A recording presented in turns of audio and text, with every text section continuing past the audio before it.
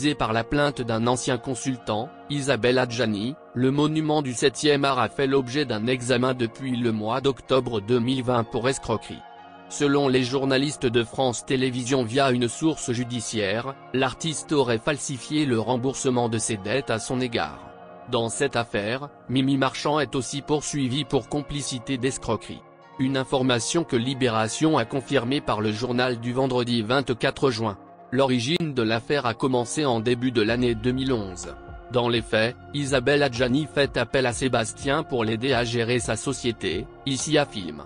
D'après Libération, le consultant en stratégie lui ouvre alors une ligne de crédit sur son compte bancaire personnel. En plus de cela, il pèse certains de ses impôts et lui donne une carte American Express.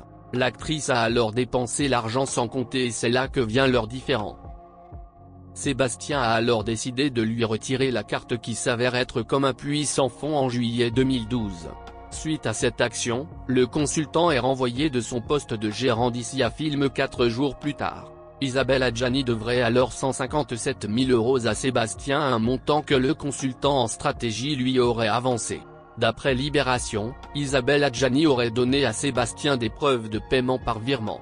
Dans ce dernier, des mails de la banque et d'autres documents censés rassurer le créancier sur son remboursement. Cependant, l'argent n'était jamais arrivé à son destinataire. D'où la plainte déposée par l'ancien consultant en stratégie à l'encontre de l'actrice en octobre 2015. D'après Le Quotidien, les investigations ont révélé la participation de Mimi Marchand dans cette affaire d'escroquerie d'Isabelle Adjani. Michel Marchand a notamment joué un rôle dans la remise des fausses preuves de paiement d'Isabelle Adjani. La patronne de l'agence de paparazzi Best Image a alors été mise en examen il y a 3 ans de cela.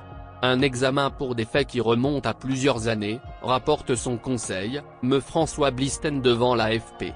Auprès de l'AFP, me François Blisten, conseil de Michel Marchand rapporte les faits.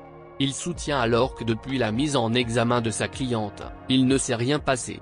Il n'y avait, ni un vrai interrogatoire au fond de l'affaire, ni une confrontation avec Isabelle Adjani. Selon lui, cette affaire va disparaître d'elle-même avec le temps et concerne des faits aléatoires. Et d'après l'avocat d'Isabelle Adjani devant l'AFP, me Olivier Pardo, cette affaire se dirige probablement vers un non-lieu.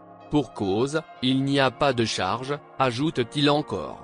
L'avocat n'a pas voulu donner de commentaires sur une affaire qu'il juge ancienne. Cela semble bien parti du côté de l'actrice et de la patronne de l'agence de paparazzi Best Image dans cette affaire. Mais cette dernière est loin d'être bouclée. En attendant les résultats des examens, cette affaire d'escroquerie reste encore floue.